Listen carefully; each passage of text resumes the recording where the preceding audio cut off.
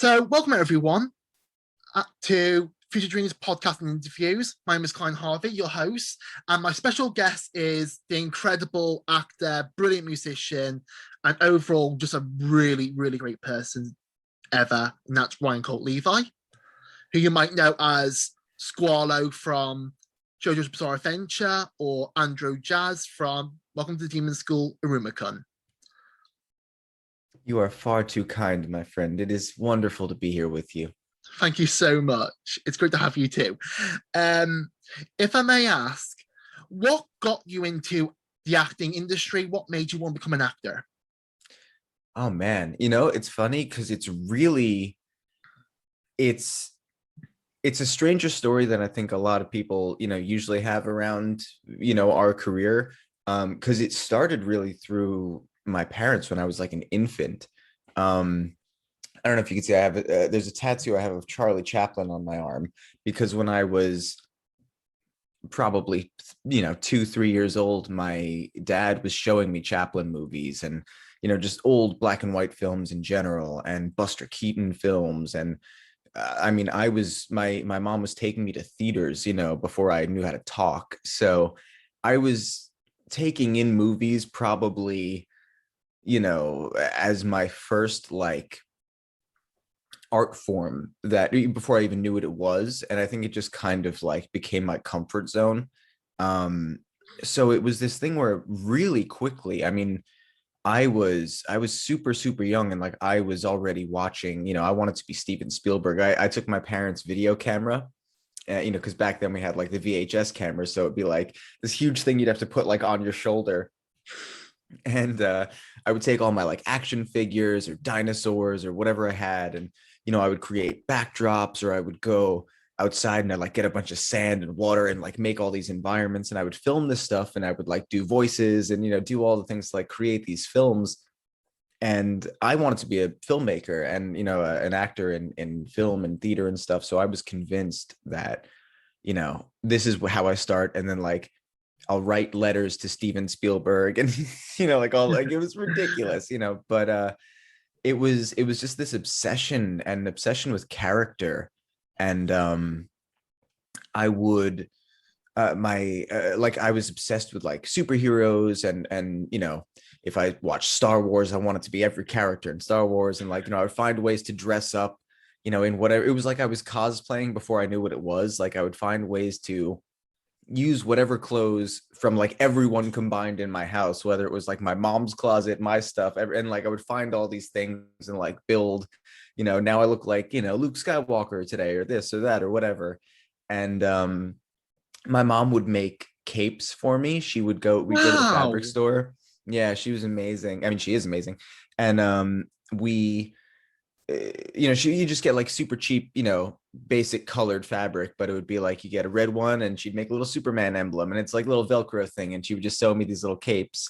So I had like Robin, Batman, Superman, and we had like a little drawer where we just keep the capes, and anytime I wanted to be a superhero, I just throw on the Velcro. And so it was stuff like that I was always kind of playing in that creative world. And I think even before I knew I wanted to be an actor, I wanted to be an actor. Wow, you're a pure man of culture, I'm being honest.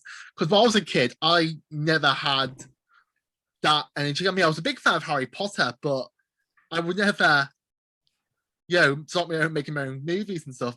But that's a really great journey you've took. Oh man, I was a dork, man. Funny enough, I remember when Harry Potter, I guess I was probably in like fifth grade or fourth grade, maybe. I think it was in fifth grade. It came out in 2001. Yeah, so it had to be like fifth or sixth grade. That like I remember in the newspapers when they were talking about casting Harry Potter, and it was like the search that they were going through to to find the kid. And eventually they settled on what's his name? I'm spacing right now. Thank you. Yes. And it was such a big deal. I remember that it was like I remember being in my art class and it like being on the newspaper. That's how like surreal it was. I don't know why that's a memory that sticks in my head. Wow. What? So, from what I've heard, Harry Potter, J.K. Rowling basically wanted the whole cast and everything to be pure British. So, when you mentioned the casting for Harry Potter, was that just saying for British people, or did not Oh, mention that? it was an article just kind of talking about how they had done the casting call. It was more about like the search that Oh, they went on. sorry. It wasn't like a casting call in the paper. No. Yeah. It was like kind of like after they had found him, it was basically an article talking about like this was the search that they went on, you know.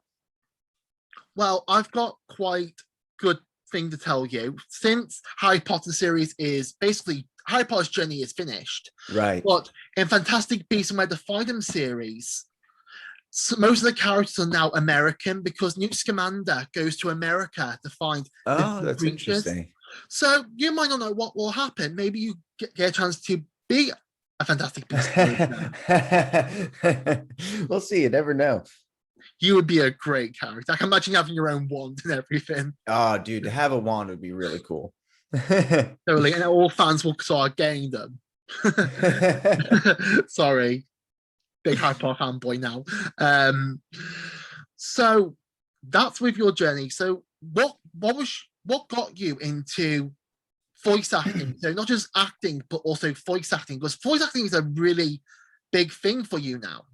Yeah, it's interesting that it kind of has become like the center of my career, and I'm so grateful, and I'm kind of still flabbergasted because it was almost by accident. Like it was with intention, but it kind of like came late, you know, in the sense of, like I said, you know, I started even when I knew I wanted to pursue a creative career. It was when I thought of acting, I thought about film and theater. And, you know, I grew up in New York, and, you know, in the 90s, especially, it was like, and even early 2000s, you know, video game voice acting wasn't especially like a as big a thing as it is now. And, you know, cartoons and stuff I watched religiously ever since I was a kid, but I didn't, for whatever reason, my brain didn't process that that was the job. Like it was so weird how like there was just a disconnect. And I actually ended up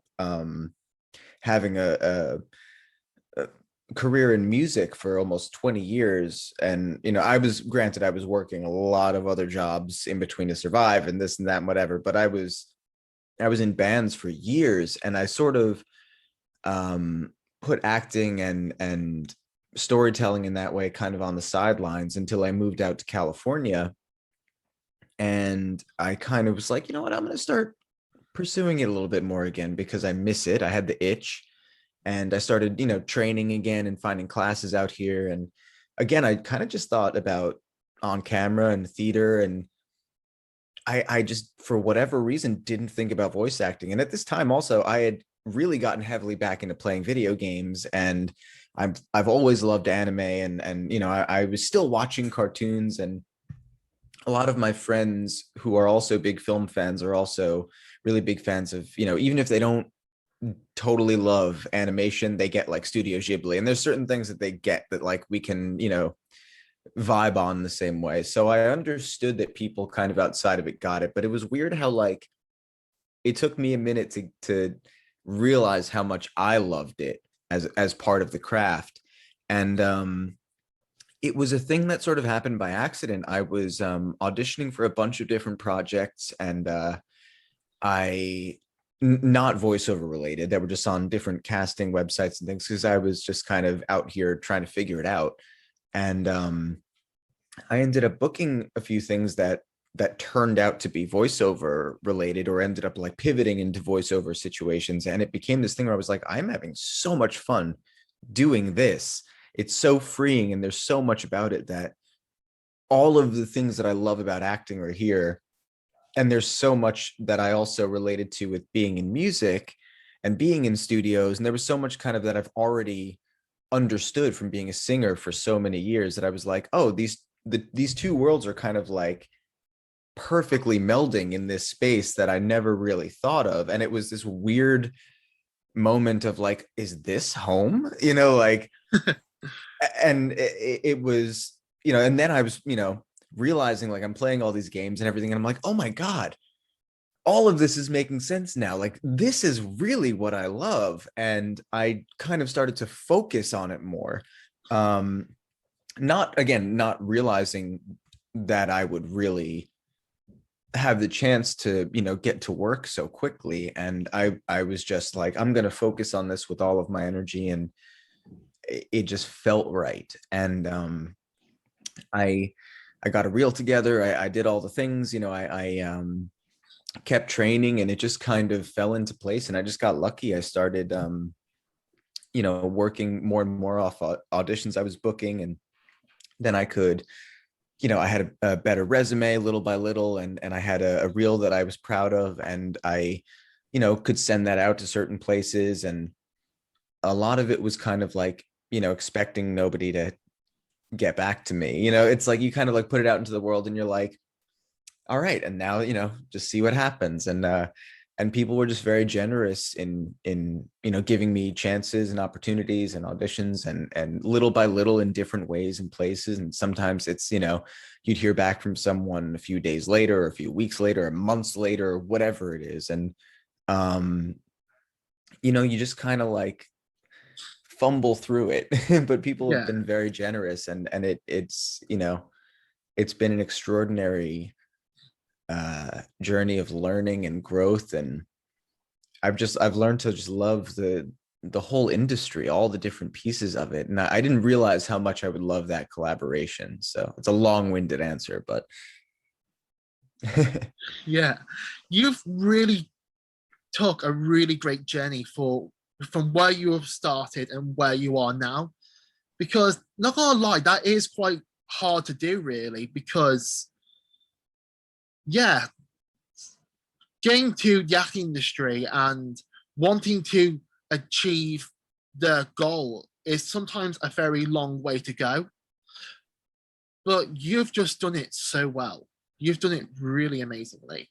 you're very kind. It's a weird thing, because I mean, I definitely, one, there was a lot of time, there was probably a year and change, of me working that nobody knew I existed, before anything even, started to happen. And even then, I still think I have to pay my dues. And, there's a sense of, I still feel very much like I'm super new, and very much aware of like how fortunate I am regardless. And it's also that thing of like, I've been training and doing all this really all my life. So it's this weird thing where I've kind of like always been preparing for it, but never quite like fully hit the gas until later in life. And I think at the same time, it was probably exactly when it needed to happen, because I don't think I would have been ready for any of this if I were, in my 20s. I just think I was way more of, a flighty kind of mess. I don't think I would have been as together. And I think especially with acting, there's a weird thing where, yes, some people have, incredible depth at a youth, that is like unusual, like there's like, like a Timothy Chalamet, or something like that. But I think for the most part, the actors, even when we're younger, the actors we love they tend to be older. They tend to be people who've lived a little bit more, and the characters we tend to love are ones who've, experienced a life and have, kind of had a journey that you want to navigate with them and understand as you, delve into what they've experienced already, into going to what they're going to experience further. And it's like, I don't think it needs to be a young person's craft, and for some reason there's this thing that people think you have to be like, if you're not like 20 years old and already a superstar, people think like, oh man, like there's no way I could have a career as an actor. And it's like, that's not what acting is, like that's what, being on the cover of, some like teen magazine, if that's what you want, sure, like there's a time expectancy for that, but that has nothing to do with, the craft and the joy of it. And, I think I realized that it was that weird thing of like, granted, obviously, in something like anime, all the protagonists are, kids. But even that gets, especially with your voice, you could be 35, 40 years old and play a kid, So, that doesn't matter, And as far as being on camera, the older you get, the more character you get to play with. So it's only more fun that way.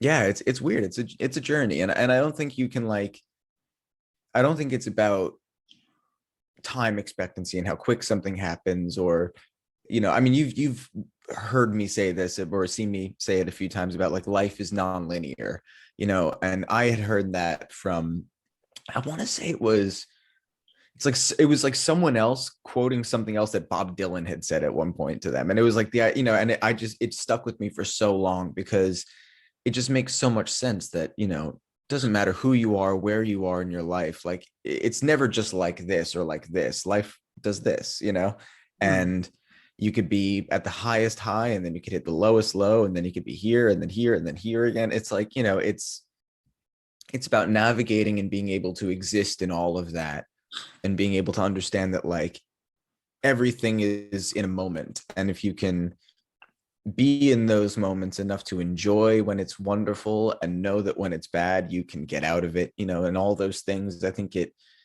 helps you just move forward, and you take that and then you grow, and you take that and you grow, and hopefully that informs then whatever you're doing creatively. I absolutely agree completely. That's like honestly the best. That's just the best thing I've ever heard in a long time. I'm being honest. You have said so much good sayings, and you've said it so well. It's just, I've just had my coffee already. That's all. Yeah, coffee helps the mind and the soul. So they say. So,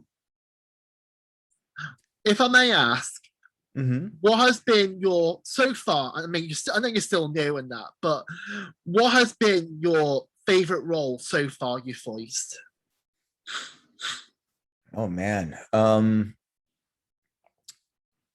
Currently, well, it's, I can't say the one that really is my favorite right now. I'll be able to share that soon, because there's honestly, there've been a couple recently that have been really, really, really special for different reasons. But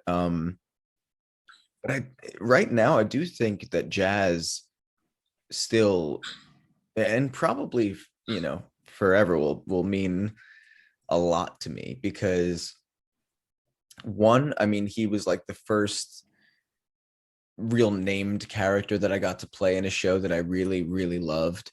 And two, he introduced me to a whole world and so many people that I never knew I would get to meet and connect with in such beautiful ways. I mean, like, the gift of the character is kind of larger than even the experience itself of doing the work.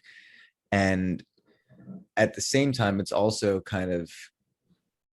it's amazing how there's so much I see in that character, like of myself in weird ways, even if it's just in, it's not a one-to-one, but there are things where I'm like, oh my God, like it's such a connective tissue. I just relate to him in weird ways, that you even look like him as well. A little bit, yeah. Yeah. It's really funny. I oddly, I think a lot of the Demon School cast looks like their counterparts to a degree. It's pretty funny. I But agree. but yeah, no, I love him. I love him, and I'm really excited because we're literally in the middle of season 2 now. So I'm really excited because I don't even know fully what we're doing with him yet. So I am so excited for season we're 2. exploring. Yeah, me too. From what the first time I've heard it was getting a season 2, and when I saw the poster for it, I'm like, oh my God, I have a feeling this is gonna be probably a bit better compared to the first series. I think so. I think there's more, the poster, first off, I was like, holy crap, he's on the poster.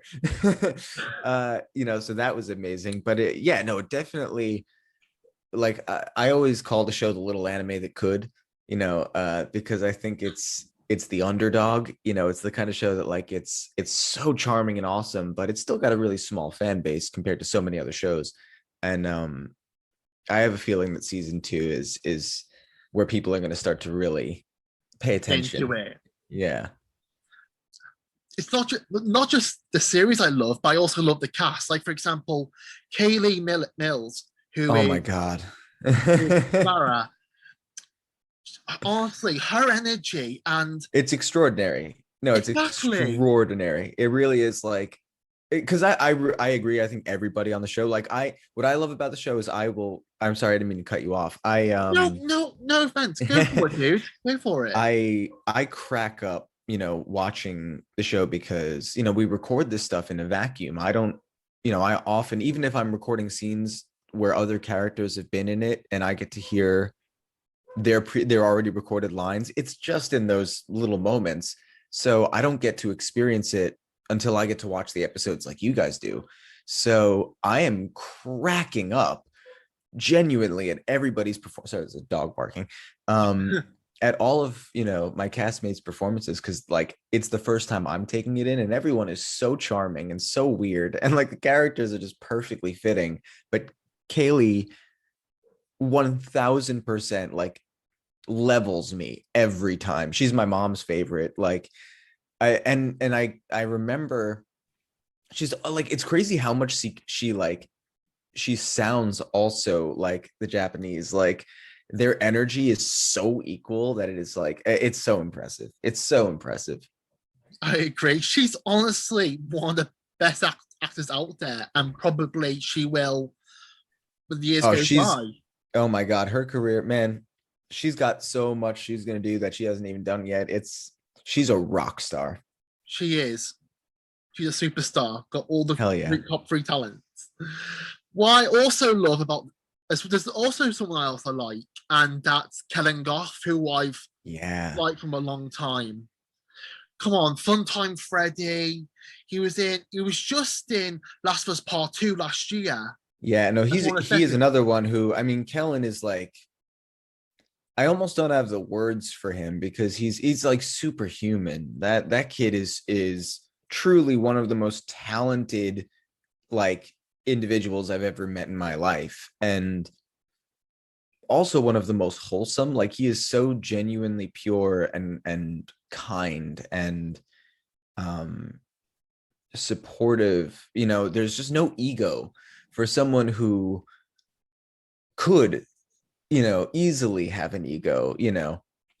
He is completely egoless and so pure and so, you know such a crusader. He believes in everyone and he fights for everyone. And yeah, I mean, his talents are limitless. It's crazy. Like he'll ping pong from these different things and these creatures and sounds, and it's stuff that I'm like, I don't even know where it's coming from. And what's amazing is a lot of the time, these anytime anybody does voiceover stuff, if there are characters that need to have additional elements, they are added to some degree in the mix and everything, whether it's vocal modulations or whatever. And a lot of the time, even if stuff is added, like a lot of that stuff is just coming from Kellen's body, which is crazy. Like that Last of Us thing, I don't know if you've seen the clip, but Yeah. yeah, that clip of him in the studio, like where he's making all those sounds, like that's just him in the microphone. So it's bonkers. I'm gonna be 100% honest. I think you can give him any role and he'll do it I agree. without any I fault. agree. And he's another, I mean, like, he's barely gotten started. That dude's gonna be all kinds of epic characters that, like, his career is going to be just ongoing. To be honest with you, Ryan, I am completely jealous of you because you've Me? got to work. Yeah, because you've got to work with actors I absolutely love, and you were working. I'm like, oh, I want to get your role, but Don't worry, dude. That the funny thing I think about create doing being anything creative, whether you're doing music or film or whatever, like when I was growing up, there were so many things I wanted to be a part of, right? Like so many shows or games or films. I mean, the amount, especially then it was, it's movies, like the amount of movies that I, would watch and walk out of the theater and like the electricity in my body where I'd be like, to have been in that, And it's so funny because like you never know about the thing that's going to be there when it's your time to be ready to do the work, and it's like that's kind of the weird magic of it is yes, we're all kinds of fans of this stuff and we want to be parts of, things that we love and everything like that, but when it comes down to like being an actor, being a creative person, what you really love is just doing the thing. And ultimately, whenever you're doing work and the work shows up and you get to be part of projects, like you just fall in love with those things and those things become your favorite things. And then suddenly maybe those things become, more successful or this or that to, a larger fan base. And it's this weird thing where like, you never know what's going to be successful or not. So it's, or who you're going to work with or not, all of that stuff, especially like, with anime and games and stuff like that, unless you are in circumstances where you are made aware of who you're working with, like I can't, there are people there are projects I've worked on currently that like until they're like when they're released I'm gonna be like, oh cool, you're in this with me, like I have no idea. So it's that thing too where like that stuff kind of becomes a like surprise in the aftermath in a weird way. But I understand what you mean by like, the jealousy, but it's not really jealousy. And I think that ultimately it's like, it's the hunger and desire to be a part of something that like you enjoy. And I promise you that, that hunger and that enjoyment that you get out of just doing the thing will feed into whatever project you get to be a part of. And that will just keep elevating. And believe me, like, when you're working, there's going to be someone who's going to be like, I'm jealous if you've been in that thing. And, it's a never ending cycle. Yeah, that's completely true. But I was only joking about I'm jealous. Oh, I know. Okay. Whew. Just want to make that clear. Don't worry. Want to make that clear. But yeah, you're just so fortunate. You're very fortunate with that how you're brought up and how you got into acting at a young age and so much. Like, wow. I really am. And I think that, I mean, I just like anybody, I've gone through my many struggles and all kinds of crazy scenarios, but it's that thing of like, life is life. It's gonna give you all kinds of things, good and bad. I've been really fortunate and, I hate using the term blessed, but I've been blessed to have an extraordinary family, and their support and love and just kind of enthusiasm for me being a total weirdo, from day one. And I would struggle in school and all kinds of things. They were always there believing in the core of me, who I was at my core. And they just always nurtured the creative part of me to a point where like even if I felt depressed or despair, felt like things were hopeless, there was still enough of me that was encouraged and crazy enough to just keep going.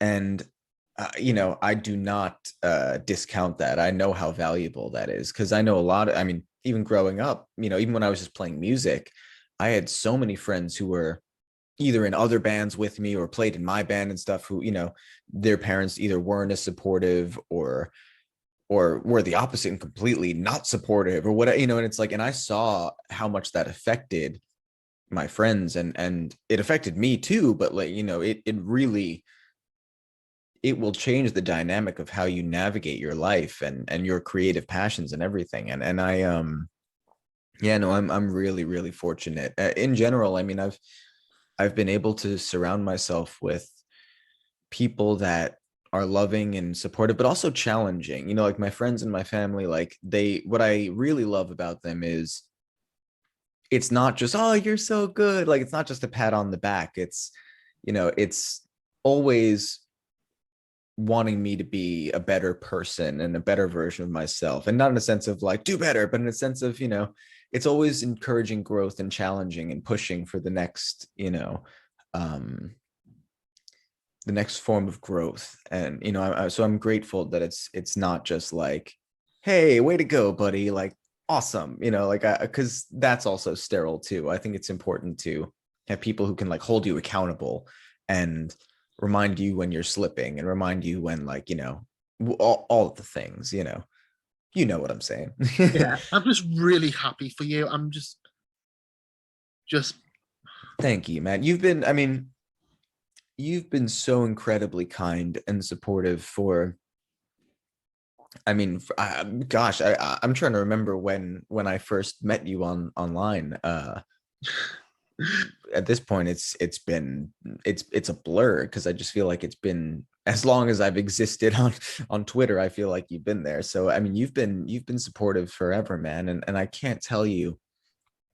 I mean, I can try to tell you, but like, you know, truly how much it means to me. How, because it's weird, you know, like making anything in a vacuum, no matter what, like you want people to like stuff, you want people to be affected by it in a good way, because that's what I love about art. You know, I love playing a game or watching something or listening to something, and it can be healing or it can be connective. And you know, the hope is that like getting to do that can give that to somebody else, even if it's just a way of like they get to turn off their brain and laugh at some stuff for a little bit. And to know that you know, you enjoy this stuff means the world to me, because like, you know, I feel like a dope all the time doing this stuff in the best ways, but it's like, you know, you never know the effect that it can or can't have on people. And it's like, and it's not a thing also, like I think the important thing to realize is like, especially with these things, is it's never just one person. Like, you know, I don't look at these things and go like, I'm awesome and like I'm the one making it's like, you know, it's the show, it's the collective, it's the collaborative, it's the whole cast, it's all of the people who made it, it's the engineers, the director, it's the artists, it's the, you know, it's everybody, it's game designers, it's developers, it's anybody who's been, you know, who had any hand on whatever that finished product is the reason that thing is special. And you know, it's more like you know, you said fortunate before, and it's the same thing. Like I just feel so fortunate to be a part of these things that are so wonderful and weird and magical and creative. And like I am just a tiny piece of these things, you know. Even if someone is the main character of a thing, they are just a tiny piece of that thing, because the collective is everything. Whether it's 10 people, 20 people, 1,000 people that made it, you know, that's the magic. So you know, it's amazing to just be a part of like a big creative kind of tornado. yeah. Thank you so much. The reason why I support you and other voice actors is because they've worked so hard and they've done so much, not just for their career, but to entertain us. And the backlash and the horrible comments they get nowadays, it's just not right. And I like to be the one covering that. I like to take away negativity and give everyone the positive they deserve, because no actor deserves negativity from anything. I mean, like, oh, you're the wrong person for the voice this character, or you don't sound right, or anything. That You know, it's I mean, I of course I agree with you, but it's that thing of like none of this is new under the sun. You know, it's just that we are in the age of technology where there's a comment section, you know, and before there was a comment section, there were tabloid magazines, and before there were tabloid magazines, it was in the newspaper, and before that, you know, so it's like, you know, being in the public eye. I mean, one, like I think anybody in like the VO scene, it's like such a minuscule scale of being in the public eye versus, you know, like an on-camera actor who people know, you know, who might also have a Twitter or something. You know, it's like this, you just kind of have to like realize that none of that stuff is real. You know, like none of those people are hiring you. None of those people, like it's like people are people, they're going to have opinions, whether it's healthy minded or not, you know, and it's the same thing as if you were like, you know, if you walked into a supermarket and people were just having a conversation about you, and it's like you can engage it or not and it doesn't matter, but you know, like I just think that like all of that stuff is just noise, and it's like you can entertain it, you can engage it or not, and I think there are things that can be addressed and should be addressed as far as like, you know, if things get to an abusive scale or something like that. Yeah. But you know, people are gonna say dumb, horrible things because they have a keyboard, you know, and because they are, you know, they can be faceless on the internet.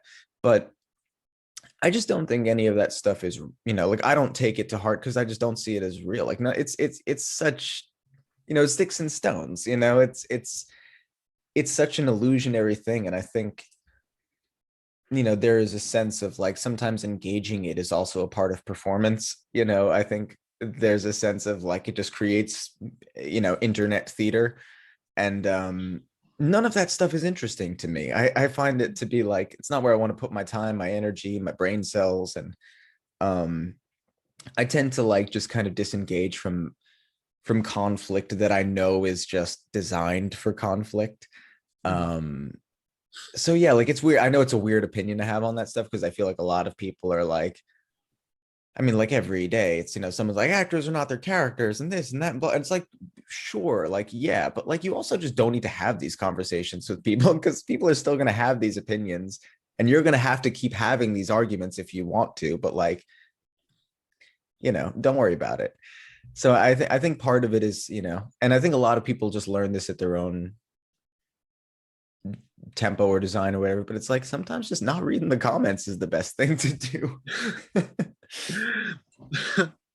Oh, you know, because art is subjective no matter what too, right? Like someone's favorite actor is going to be someone's most hated actor, some like across the board, you know, someone's favorite artist is going to be someone else's least favorite artist, whatever it is. And it's like that's all fine, you know. If it gets to a level of abuse, that's another thing, but to have an opinion is you're allowed to have an opinion, and taking it too far is to take it too far for sure. But it's you know, it's that thing of like, if it's, you know, if it's people just like writing comments and you can choose to completely ignore it and then it literally will just evaporate, like that's a far healthier approach, you know, I think, than like even just for yourself, because if you're constantly engaging with that stuff, it's going to eat away at you, you know, like yeah, you're going to keep losing even if you win the argument.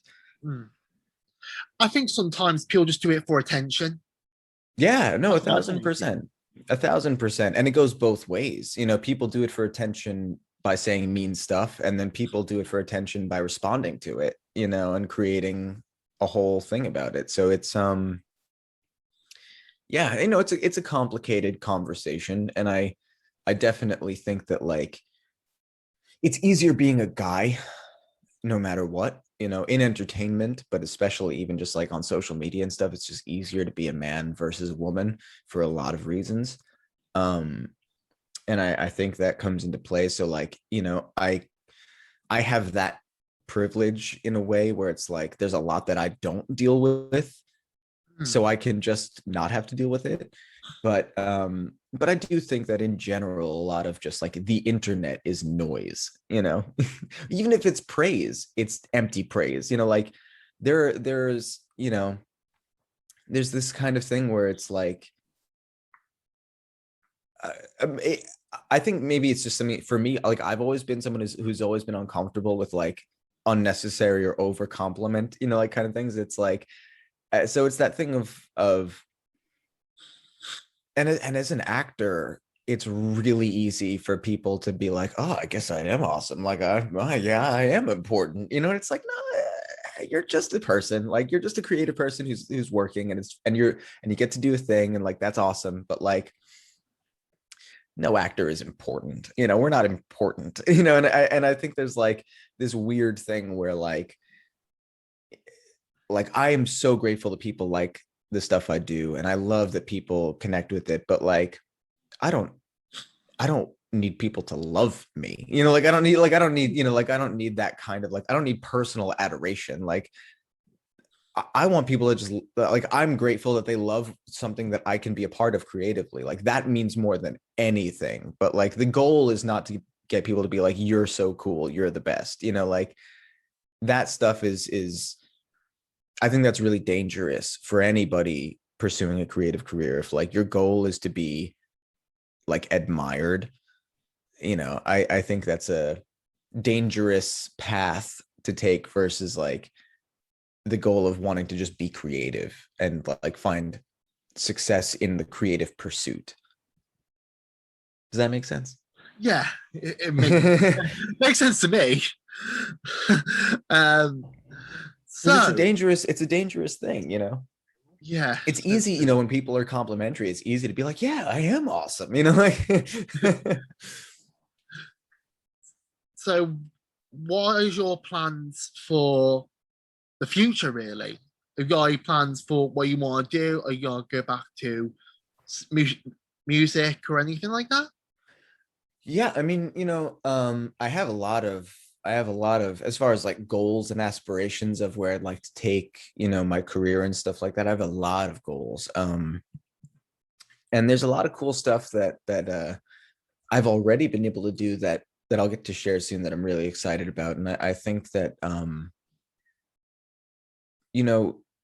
I think I've learned in the last couple of years, especially, that it's kind of a never say never thing, to a lot of like, I'm open more than anything now to just being creative when it feels right, whatever the project is,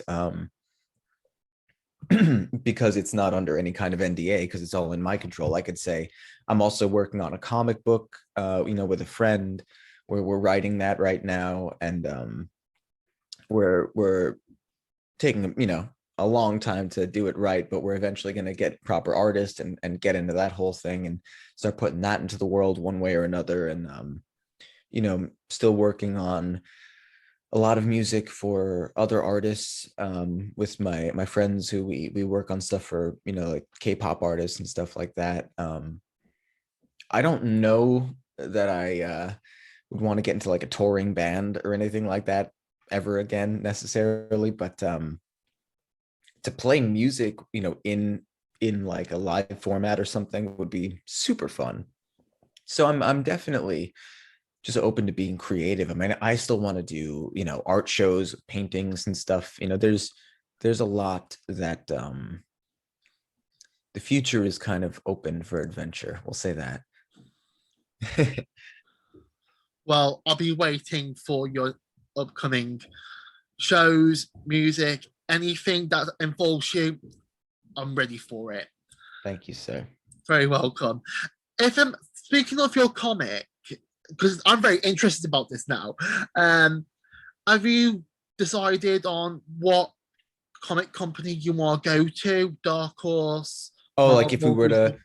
I mean, when it comes down to stuff like that, ultimately, you put together kind of like a pitch package, and then depending on if these companies are, allowing submissions, because sometimes even places that like do publish, independent artists and stuff like that, sometimes it's a matter of like they might not be taking submissions at certain points because they're like, hey, we're full up, we have stuff that's already like on the back end that we're still trying to get done. Like, so ultimately the plan right now is finish writing at least the first volume, and kind of build the team ourselves, get an artist, get an editor, get all the people, and pay everyone and create the thing, and probably release the first issue or something digitally, for free, and maybe do some kind of Kickstarter to fund as much of it as we can, and in the meantime navigate to publishers. But if I had my like dream scenario, it would be Image. Image is my favorite publisher. So, like they just the writers and the artists that they use, the stories they tell, the kind of like vastness of their creative pursuits, it's so big. And I feel like they can tell stories that are super epic and also really small and nuanced. And yeah, that would be a dream home. So in a, if if in a couple of years it happens, we'll click back on this and I'll be like, ah. That'd be great. But in the real, like, reality wise, we'll probably self-publish first at least. Yeah. Have you got an artist in mind? No, right now, we literally are in the stage right now where because my co-writer and I, we're not living in the same state, and because of COVID and everything anyway, we've been doing all of our writing sessions like this. So we are actually right now, as of the last Zoom chat that we had last week, we're like, okay, we're ready to start at least looking around for different artists. So the plan now is to kind of I think we're gonna start looking first on like DeviantArt and stuff like that, just for the sense of like tone and flavor and just different kinds of artists, just get a sense of like, we don't even necessarily know what we're looking for yet, I think, because like I think we know what our story is, and now it's a matter of like finding that visual equivalent. And a part of it is going to also just be finding an artist who just kind of speaks to us in that sense of like, oh, this feels like it, and hopefully having the ability to them have the time and be able to collaborate and stuff. But ideally, we'd like to look for people who are already working within the industry, because one, it's a language unto itself. The actual art of drawing comics is so different than just being a really good artist who can draw comic characters, panel layout, understanding of how narrative structure works and the details and all that stuff. It's a very specific skill as an artist. So ideally, finding people who are already working in comics on that end is the plan. So yeah, it'll be interesting to see who we can find, who's available, who we can afford, all of that kind of stuff. But yeah, I'm very excited about it. It's an idea that I wrote originally like 5 years ago by myself, and I brought it to my buddy like about a year ago, or realistically maybe like 6 months ago, and we've like completely reshaped it.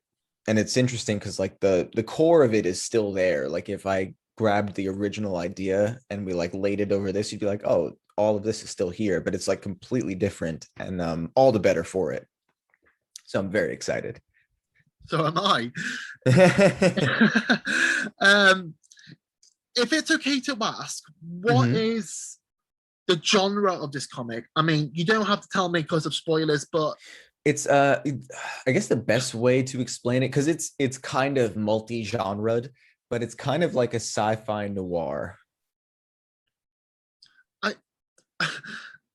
I don't know what noir is. Can you explain it? No, so noir, yeah, it's a NOIR. It's Black and white. Sorry. Yeah, so it's like mystery kind of detective story, but it's kind of supernatural, it's kind of sci-fi, it's kind of interdimensional. It's pretty out there, but it's got a lot going on, and at its core, it is a very human story. And I think that's the thing that I think we all love about creative, like the things that we really, really like connect to, that are, even if they're giant, weird, abstract stories, is like the human thing that they can like tether it to. So ultimately, it's a story about family. Sounds like my kind of comic. I'm so looking forward to reading it. I want it now. Oh man, no, it's gonna be good. Well, and I think what's cool is like soon we're gonna start just teasing little bits of it once we can, because we have complete control over it anyway, and like we want to kind of get people aware of it. So once we can start sharing some things, we definitely will. Great, thank you so much. No, thank you, man. Very welcome. And also, if you could voice any character, like a character at all, it can be from a movie, it can be from a series, whichever you like, who would it be and why would you want to voice this character more than any other of the characters you want to voice? Oh man, it's so tough. You know, it's one of those weird things. I'll give you an answer, but normally I would say like it's a character that I don't know yet, you know, or something like that. Because truly, like for me, it's I try not to think ahead because one, I never have, you know, actors don't get to decide what they audition for. So like I can't be like, you know, I want to be Boba Fett, you know, like, and then like, you know, tell my agents, be like, hey, you know, when Boba Fett shows up for whatever, like, you make sure they send it to me, you know, like, because who knows. But if I were ever given the opportunity, and it's funny because the only reason I even have an answer is because I thought about it recently. Nightcrawler would be super fun because I think I think it's just an incredibly cool character in all the different ways, from like actual, like from like the surface level to the actual depth of the character. I think there's just both levels are cool, but also I think it would be a really interesting challenge to have to do the accent, to have to kind of, you know, find this balance of the strength and also the fragility. I think he's a really, really fascinating character. And yeah, I like the idea of it not feeling like a comfort zone. You know, it would definitely be out of my comfort zone for sure, but I would love to do Nightcrawler. I can honestly imagine you voicing Nightcrawler. I really can. Pick I just want to just bamf everywhere. just think of Nightcrawler and hearing you. I'm like, yeah, I can really see it now. I can see Brian voicing Nightcrawler. Well, But when no, you get into casting directing, you know. I would honestly, I think if I couldn't be an actor, or at least if I didn't want to be an actor anymore, thinking of becoming one, I would love to be a cast director because I have so many good images and good point of views, and I can just imagine who I like and who I think it was more suitable than. Yeah, sorry. I'm no, no, no. I'm so fascinated because I have friends who are casting directors and directors and stuff, you know, who are on all the other sides of things. And it's so it's so cool when you see how good they are at their job, you know, because it is it's such an abstract idea, you know, to be able to like cast a project and you're like, all right, these are all the characters, like especially when it's voice related. And one of my close friends is a casting director who does a lot of like live action dubs, and she would have this room when I would go to the studio. She would have like in her room in the casting office, she had like, it was almost like you were looking for a serial killer. You know, she had like different boards up with like pictures, and there would be like string, you know, like lining, you know, like connecting things, because it was like there would be the images of the actors in the film or the show or whatever, like the actual live action, you know, look of them. And then she would have like voice actors headshots, and she would like be like matching energy and faces, and like, and she just knew everybody's like voices in her head. And she would have people send her whenever she was casting something new, even if she had your voice on file, she would have people just like send her voice memos, just like talking like normal whatever. And she had this incredible like sixth sense of, she could hear your voice and fit it in bodies that like aren't yours, you know, because it's one thing to do it in animation where like, you know, there's a lot more room to stretch what a character can sound like, you know, like you can have a lot of different actors embody a character that is animated and believe it, you know. Yeah, Live action is very different, you know. When you are dubbing over a live action thing, it has to feel like that person, even if it's, you know, there's a disconnect a little bit because you know it's not that person. Like it has to feel like that voice is coming out of that person's body, you know, like, and it was so cool to see. I would go to sessions. Sometimes I would get in, you know, they let me into sessions where it was like another actor doing a thing. And I would get to see how, you know, the actor would look nothing like the character on screen. But if you just looked at the screen and heard them talk, the voice just fit. And it was this really amazing thing that, like, that's the power of a great casting director. So, you know, yeah, you might have that amazing ability. You never know.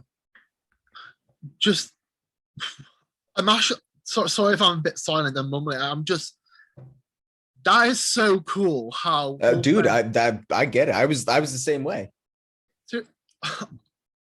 My head is blown up. Like, that is just so wow.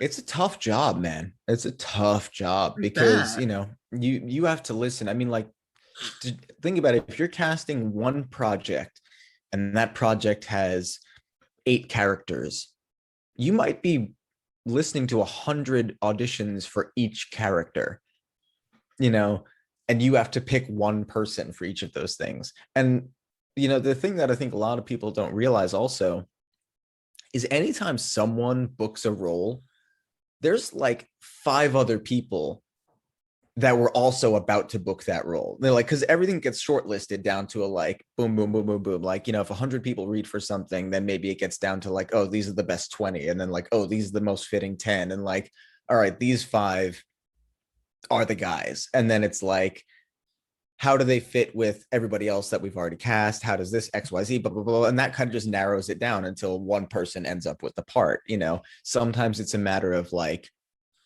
it could just be like, oh, it's the way they said this word, or the way that this inflection came out, or like, oh, this thing made us laugh, or like, oh, this weird choice that they made. Like, you never quite know what it is that's going to be the thing that gets you the thing. But it's also understanding that, like,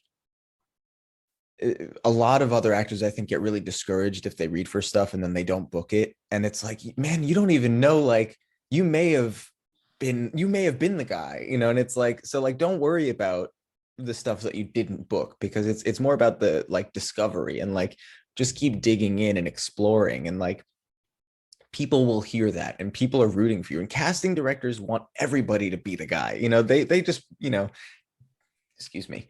You're right. Oh yeah, just a coffee burp.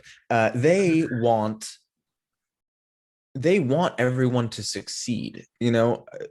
Casting directors aren't sitting there going like, all right, like, you know, show me what you got, you know. Like, they don't want to put the pressure on you. They're not giving you an audition out of like kindness. They're giving you an audition because they're hoping that you can solve the problem of like being the answer, you know, like being the character that they need. So they want everybody to win. And when people do show up and they're like, yes, awesome, yes, awesome, yes, awesome, you know, like, it's that thing. So know that, like, even, you know, even if you feel like you're in the beginning stages of, you know, just kind of like dipping your toes into this stuff, like, everyone's rooting for you, regardless of you booking the thing. Even if it's like, even if you feel like you're just like constantly sending stuff into the void and never hearing anything back, like, all of those people are like waiting for you to, like, you know, send in the one where they're like, yes, we got it, you know, like that's just how it goes. So like, know that the process is people caring the whole time.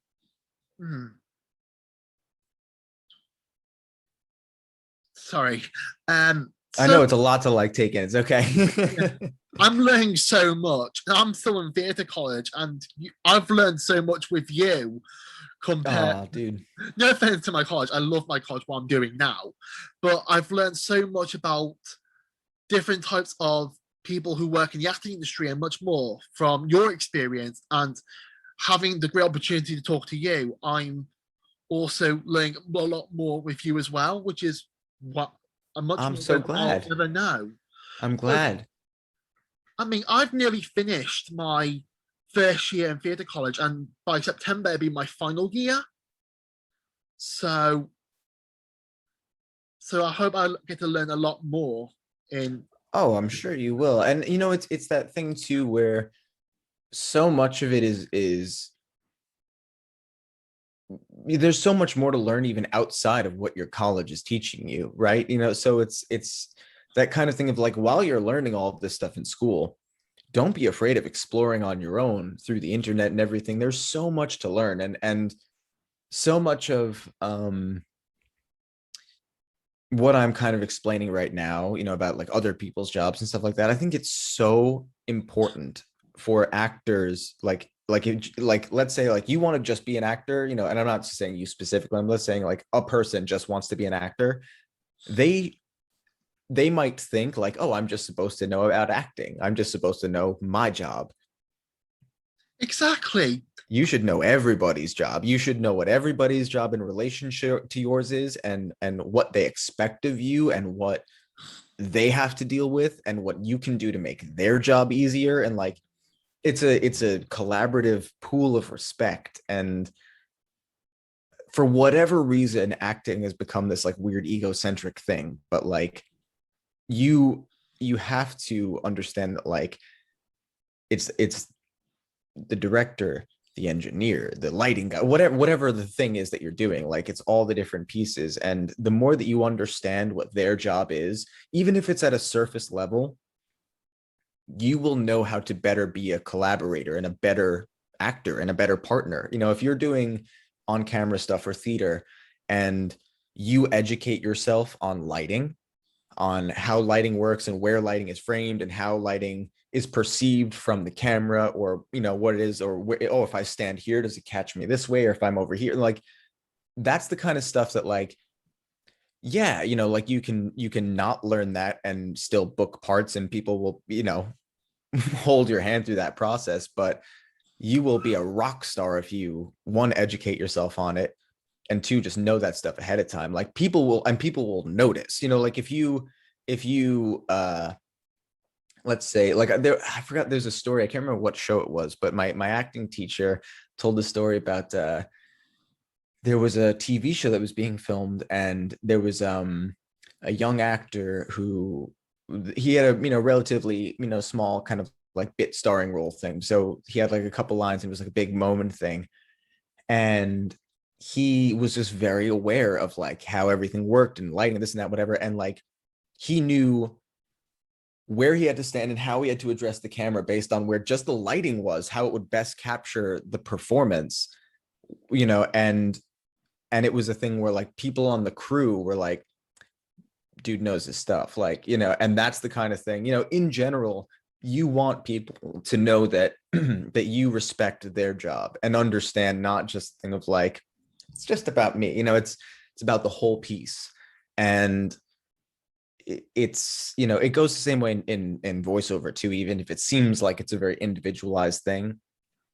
It's the more you know about what an engineer needs, what a director needs, whatever, like, you can make everyone's job easier and make the job more fun. Absolutely.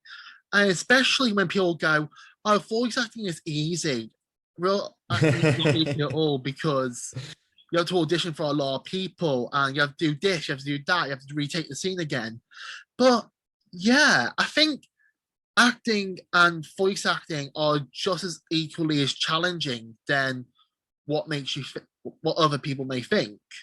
Yeah, well, and they present different challenges as much as they do similar challenges. And the funny thing with voice work in general is, for whatever reason, I think people who aren't actually pursuing it, who may want to, they always kind of lead with the like, people say I do funny voices, and it's like, it's one of those weird things to have to explain.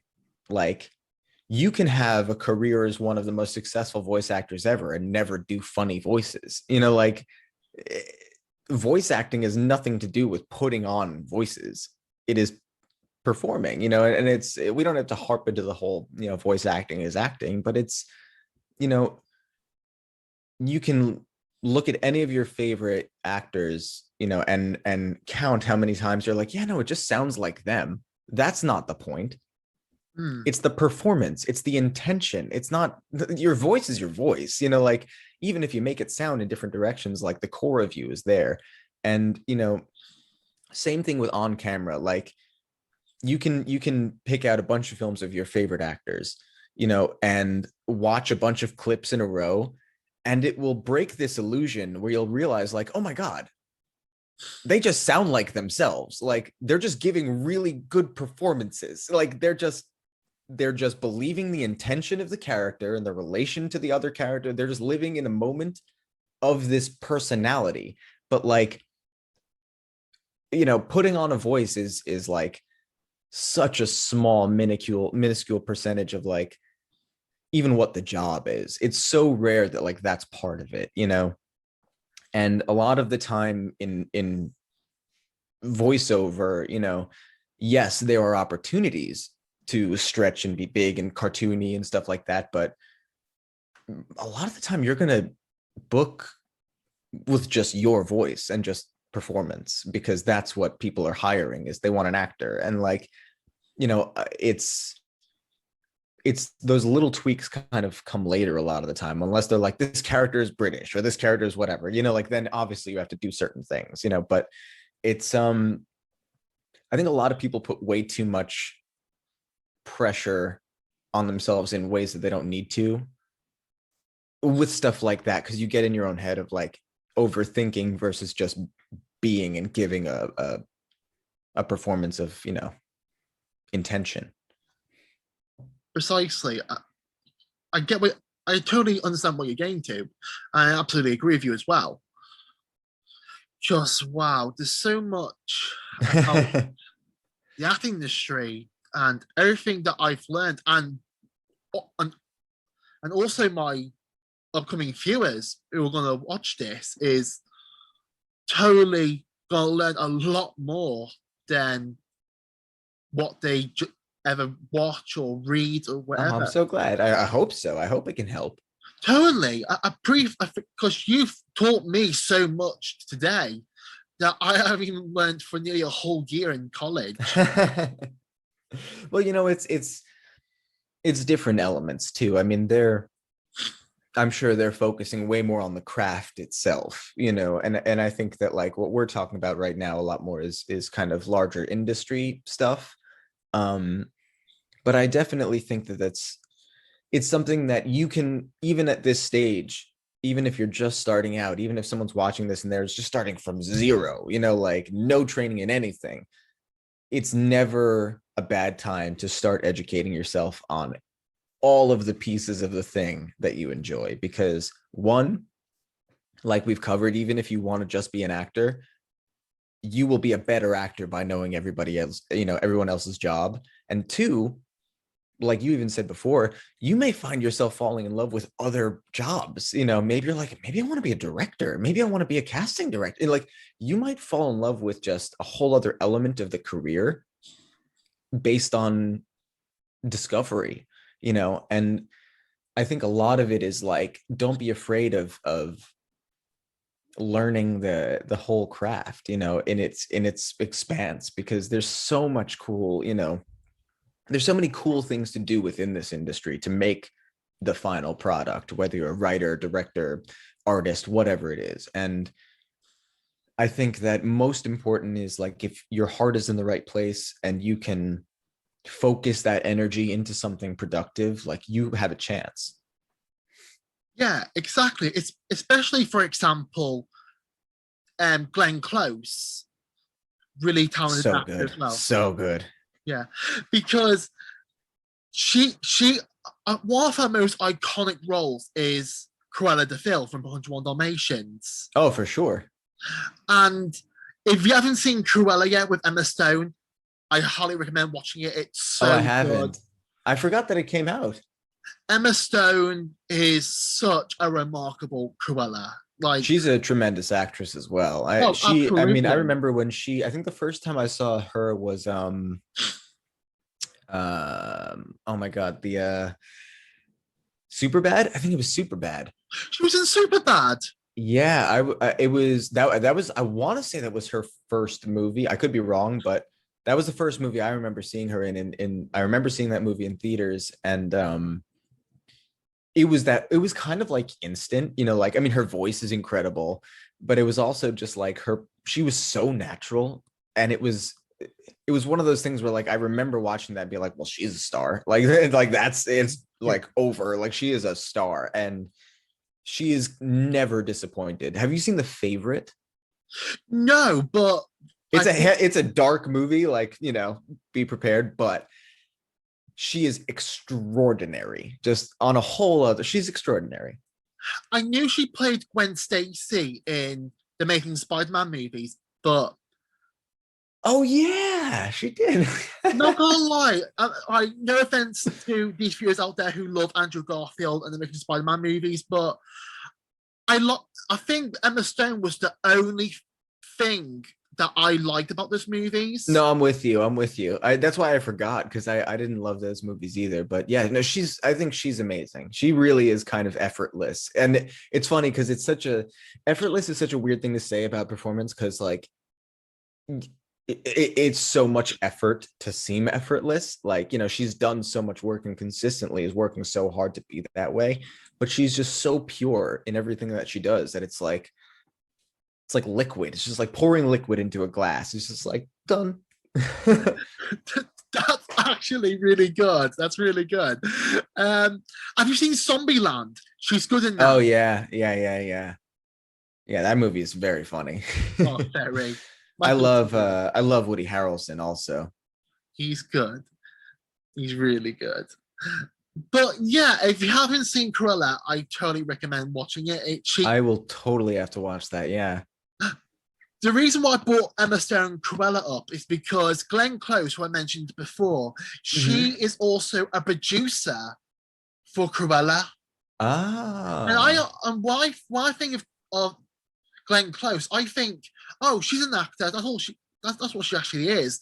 But because of her love and how much she's enjoyed bringing one of the most iconic Disney villains of all time to life, and how much she got from Cruella de Vil, I think that's why she wanted to help out and work with Emma Stone's Cruella.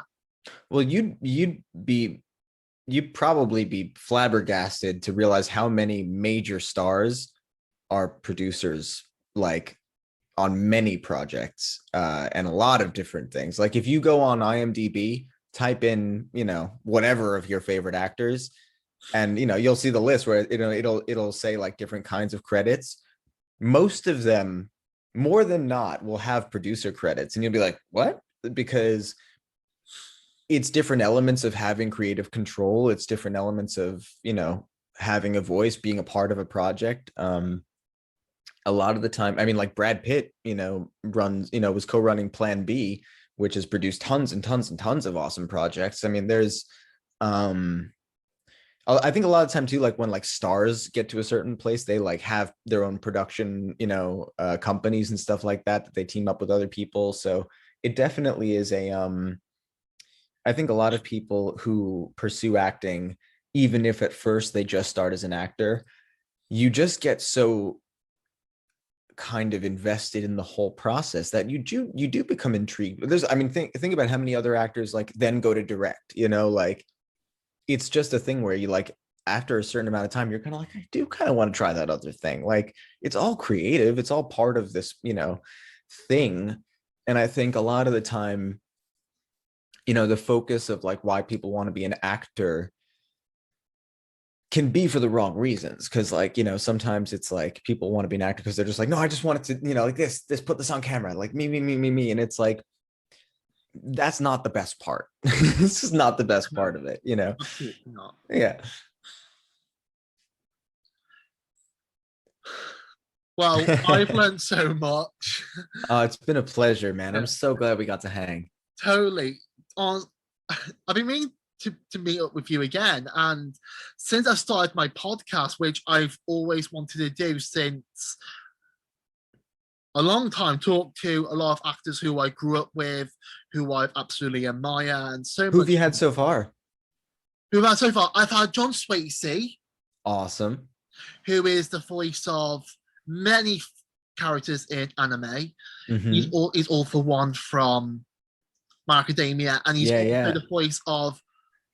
Have you ever watched the anime movie The Boy and the Beast? No. So good. the director of these movies is Mamoru Usaid. Sorry, Mamoru Hosoda, and he's directed Wolf Children, The Girl Who Let Through Time, Summer Wars, Mirai, The Boy in the Beast. I'll have to look this up. Okay, thank you. He is. I don't want to be too biased, but I think he's basically the new Hayao Miyazaki, the creator of Ghibli. Wow, yeah. Honestly, because fun fact about him though, he used to work in Ghibli, but he got to go for his own directing, and his first ever movie he did was the first Digimon movie. Oh, interesting. Well, it's funny because that happens a lot, in the entertainment industry in general. Is like people that start in one place. Like, I don't, you might know this, but a lot of people don't know that Tim Burton started as an animator at Disney. Oh yeah. It's like stuff like that where it's like where your career, and like all of the stuff that he drew, like kind of like on his own for them, like they're like, what's this weird stuff? No, like, and then it comes back around, so it's funny how that works. So I'm definitely going to look into this. Thank you. I think Tim Burton's one of my favorite artists. Oh, Tim Burton's great. He is. Yeah, he really is. And I think it's funny how when people go, he's the director of Night Before Christmas. Henry Selick is. Yeah.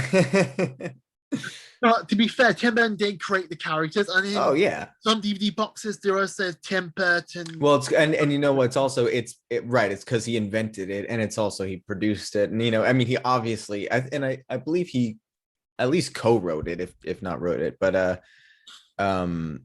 it's definitely that funny thing of like it was marketed as Tim Burton's The Nightmare Before Christmas, so like of course people are just gonna like be like, oh yeah, he directed it. Yeah, but the great thing for Henry Selick, he directed one of the most fan favorite movies of all time, and that's Coraline. Yeah, and Henry Selick's amazing. I mean, he is. James and the Giant Peach. Scared me when I was a kid. Oh, it's terrifying. It's an incredible. Fleming Roald Dahl's book, which is with really the rhino in the clouds. Oh, you're doing the rhino. I thought you were doing the shark. Oh yeah, the shark too. I mean that movie. I always loved. And it's probably not surprising because of the way he dresses and everything. But I was like, the centipede is my guy. Like, it's like he's got the flat cap and the suspenders. I was like, that's my dude. Yeah, no, I love, and also he did, if you've ever seen there's a great Wes Anderson film called The Life Aquatic, and Henry Selick did the like sea creatures, because they do like claymation sea creatures in it. Honestly, this is the first time I've heard this movie, and I might watch it later tonight. Oh, it's great. It's a very Wes Anderson movie. So it's like, it's weird, it's quirky, it's like, it's funny, it's sad, it's all the things, but it's wonderful. It's got Bill Murray. It's got a great cast. Oh, if you haven't seen it, I'm excited for you. It's awesome. Well, I'll be sure to watch that tonight. Nice. Well, before we finish our podcast, have you got any advice for the viewers who want to be actors, directors, and much more? Have you got any advice for them? Gosh, it's so weird because I never feel like the kind of person who's like, I should give advice, but I the only thing that I can say from life experience is, be kinder to yourself on the journey. It's obviously really important to like focus on the things that you want to do and pursue them with all your heart and, put in all your energy, but burnout is real, and in the day and age of the internet, when comparing yourself to other people and successes and failures and all that seems so much more in your face than ever before, in such high volume. It's so easy to open up Twitter and see a bunch of people doing stuff and feel like you're not doing enough or whatever it is, and I think so much of that is like, it's an illusion, that can be really unhealthy mentally. So I think so much of it is understand that the journey just takes time, and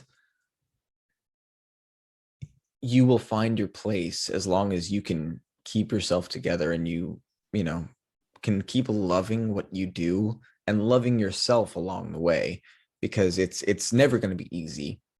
And it is, like we said before, life is nonlinear. So the best thing to do is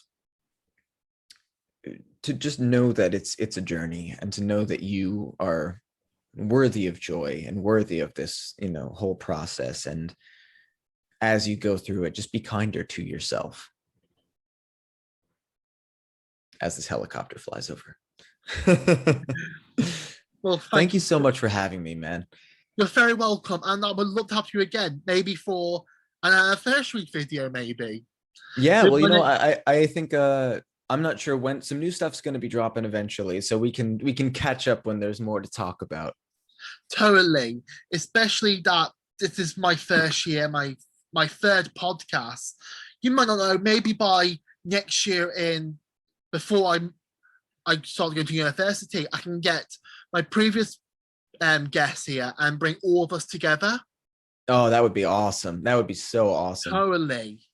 I would love that. Dude, it's always a pleasure. You are truly just a ray of sunshine. You are always so kind, and it is genuinely appreciated. I hope you know that. And not just from me. Like, I see you putting out love to everybody in the community, man, and they appreciate it just as much. I know it's a weird thing, because it's hard to sometimes like you put stuff out and you don't know that it's being seen or reciprocated. And it's like, a lot of the time, I think also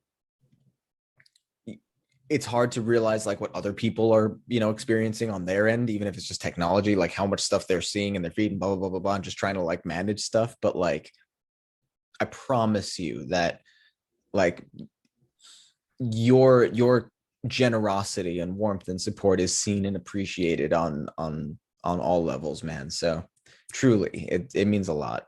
Thank you. Thank you so much again, and I wish you all the best with your You career too, my and friend. everything. Thank you. And we'll catch up soon. Bye. Stay safe.